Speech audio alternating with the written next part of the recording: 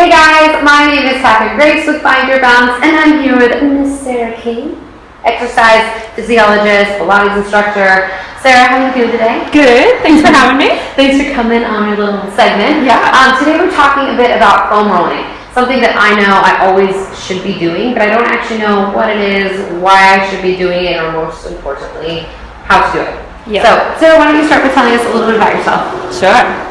So I'm an exercise physiologist. I work here at Sweaty Soul, where I see all of my clients. Awesome. I also work in mental health and women's health. So I deal a lot with people that have like depression, anxiety, and use as well as eating disorders. We use exercise as medicine just to help them improve their mood and the way they feel about themselves. Yeah. And then women's health, so all different hormonal conditions, pre and postnatal, all that fun stuff. Awesome. Okay. Well, so getting into a bit of foam rolling, we've got our amazing black roll equipment here. Yep. Why don't you start out? So I took a course with Sarah last weekend on foam rolling, and I loved it so much that here we are. I know, but she was also in pain just a little bit. Yeah. This is not pain free. Let's be real about that. But it's all good. So let's start about talking about the fascia a little bit. So that's something that from like a yoga background I hear all about, but again, don't really know what it is. So can you tell us a little bit about the fascia? And Sure.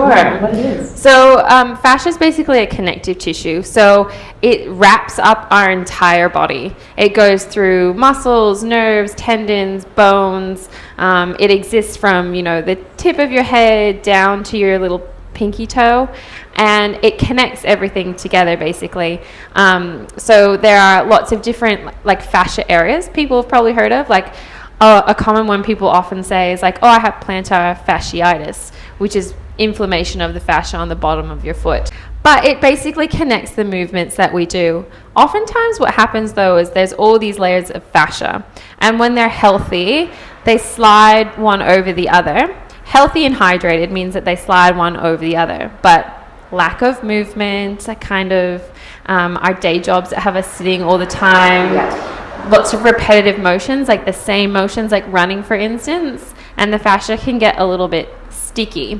And when that happens, especially around muscles, the muscles can't slide and function as they should, and then that can have an effect in the kinetic chain. Okay. So if I heard you correctly too, one element of Find Your Balance is mixing up your workouts, making sure that you're always challenging your body, going outside of your comfort zone. So this applies to this as well. If you're only running all the time, your body gets so used to that, and it may disrupt the health of your fascia. Yeah. Okay. So a lot of times what happens is people will do like one particular exercise. So let's just take the running example, for instance. Like someone loves to run, and like running's great for you.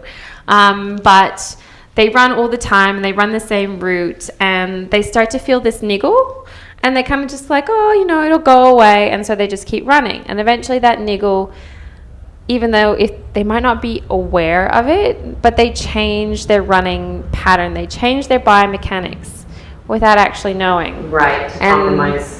That can sometimes lead to an injury or more pain, or pain somewhere else in your body where you're like, well, that's not connected to my running. It can be things like your bone structure as well. So it's not saying that fascia is everything, but it can be a really big, important part of making your body move and feel well. Yeah, well, and it's all about taking advantage of the things that you can control a little bit. So the fascia is something that through foam rolling and other techniques, you are able to at least help it function properly. So that's what Yeah, I mean, one more point that I guess we can kind of talk about is, foam rolling is a form of self-myofascial technique, but we've always had different myofascial release techniques. Like if you've ever had a massage, they're releasing your fascia. So this is like a massage, but you're giving it to yourself. Less expensive too. Less expensive. Cool. Well, should we kind of get into it? I loved the structure of your class. We worked from kind of the base of the body all the way up to the top. All right, cool. So where are we starting? So we've got a few little different products here. We've got the mini roller from Black Roll. We've got an 8-centimeter ball, and then the standard roller, and they're all good for different things. So with the mini, I like to start with feet because feet are often so neglected. We just stick them 100%. in shoes, especially if you're a lady wearing those fancy high heels. Your feet kind of go through a little bit of hell. A little bit of hell, let's face it. Do not take care of them. Okay, so we will start standing up. Okay. Yep. All right, so let's start with the feet here. Yep. So we're going to use the little mini roller, which is perfect for underneath your feet. So you'll just start from your toes and just roll along the length of your foot all the way to your heel. Yeah. It does feel good. And then all the way back. So you want to just keep the pressure / pain to about a 4 out of 10. You don't want to like kill yourself whenever you roll. It's not supposed to be super duper painful. Just supposed to be enough pressure to release. Yeah, and what about the speed? Is there any... Look, how fast should we go? there are different techniques for different times. So you can use this kind of roller as a bit of a warm-up. So like if you're doing it before you work out, you might roll it a little bit faster just to increase blood flow to your feet. And then after, you would use it a lot slower so that you could focus on finding those tight spots. And when you do find a tight spot, that's when you can hold and compress the area. It's that compression that we're doing that's basically like squeezing everything out. And then when you release it, a massive like rush of blood comes back in. It helps bring more nutrients in, flush everything out that's not supposed to be there, and basically rehydrate those tissues. So this is called longitudinal friction because we're going with the direction of the fascia, the way that it's laid across our foot. But we're going to do something called cross friction now, and basically go across the fibers. So you're going to turn the roller so it's facing the other direction. Yep, and you're going to bring the middle of your foot just on. And then you're going to roll from side to side. So from one edge of your foot to the other. And then you're slowly going to move towards your toes, or if you started up at your toes, you'll move more towards the base of your foot and just go across and back. And your feet, you know, you've got so many little bones in your feet. Yeah. It's quite hard to target everything. That's why we kind of go at different angles. So you need to just find what works well for you. All right, now we'll get into... So now we're going to get into our lower leg. Important for runners. Okay, so tight calves. Your calves are connected down to your Achilles, which is then again connected down into your plantar fascia. Angry tight calves can affect that whole chain. So to do this one, you're just going to take one leg, lower part of your leg, place it over the roller, just below your knee. Yep. And then you can have your other foot bent. And then you just use your hands to prop yourself up. And you're going to roll forward and backward all the way to your ankle, all the way up, just making sure that you don't go behind your knee joint. Right. You just want to go just below your knee. But if you want more pressure, you take your other leg and you cross it across. So basically you're just taking more body weight onto that leg. And surprisingly, this is like a little bit of a workout as well, because you do have to support your own body weight when you roll. And you're saying so you can kind of tilt one way to the next, and when you find a tight spot, just hold it there. Yeah. So it takes between 90 seconds and sometimes up to 3 minutes for a spot to release. And you really want to feel like you've gotten a good release from that muscle or from that tight spot, not muscle, fascia, before you move on. Okay. Yeah. So patience. Yeah. So this is similar back to that massage. Yeah. So, metaphor. I mean, if you've ever had a massage, they find that spot and your face kind of cringes. And they just kind of work around that area until it's released. Otherwise, what can happen is that your body creates these little kind of satellite fascial adhesions. So you didn't quite release one, so it kind of disperses that stickiness close by. Right. So you really just want to make sure everything feels lengthened and released. And the more often you do it, the better you can get at knowing when everything's become hydrated and a bit freer. Okay. Yeah. Gotcha. So it needs to be a regular practice. So how often do you foot roll? I Not often. totally As do often it. as you should. No, so I do a little bit before I work out. every time. So I have particular spots in my body that I know get tight, and we're all really time poor. So if you are time poor, know the spots that you need to work and do those. So for me, it's my lower back. My lower back gets really tight, so I work on my glutes, I work on my upper back, and I work a little bit into my legs as well. So whatever area you feel tight, it's good to work above and below that line, because like I said, everything is a kinetic chain and everything is linked. So it's not just the area you want to target the areas around it as well. Time for shins? Okay. All right, so this is even more fun. So a lot of people get shin splints when they run, and that's usually from increasing, yeah, I've had them too, increasing your distance too quickly, and running on really hard surfaces and that kind of stuff. So just making sure that the front of your leg, so this is your tibialis anterior, which kind of brings your foot up, stays healthy and happy and not all stuck together. We'll put our shins on the roller. So you're going to come onto your hands and knees, and then you're just going to lift yourself up so that your knees are just above the roller, so your shins are on. Okay. You're going to tuck your knees in to roll the roller. Oh, this is painful, yeah. Your wrist, and then press it back out. So should it not be right on your shin bone? Should you this one, of your shin bone? no, this one you can keep it on your shin bone. Okay. My shins are going to be bruised. So one way to reduce that is to just put one knee down and then just roll your other shin across it. But she's, too cool for school. Okay, oh yeah, that's a little bit more durable. Yeah. So obviously 2 legs at a time, you're taking more body weight. It's going to be a little bit harder. But you just need to kind of go with whatever progression is right for you. If you're used to rolling more often, you probably can do the 2 legs at once. Really, I haven't been rolling often enough. Yeah. It's all right. I actually think the outside of the shin bone feels quite nice. On the shin bone. Well, you want to angle it different directions. Mm-hmm. But remember, fascia also runs through your bone. Okay. The only kind of bone that you really don't want to roll directly across is your spine. So you don't want to put direct compression on your spine. So for instance, you wouldn't take a ball and put it directly in the middle of your back and roll across that. You want to put it off to the side. Okay. Yeah. So we've done our feet, our calves, our shins, moving up the line. We're going to go back of the legs again, hamstrings. So this time you come above the knee joint.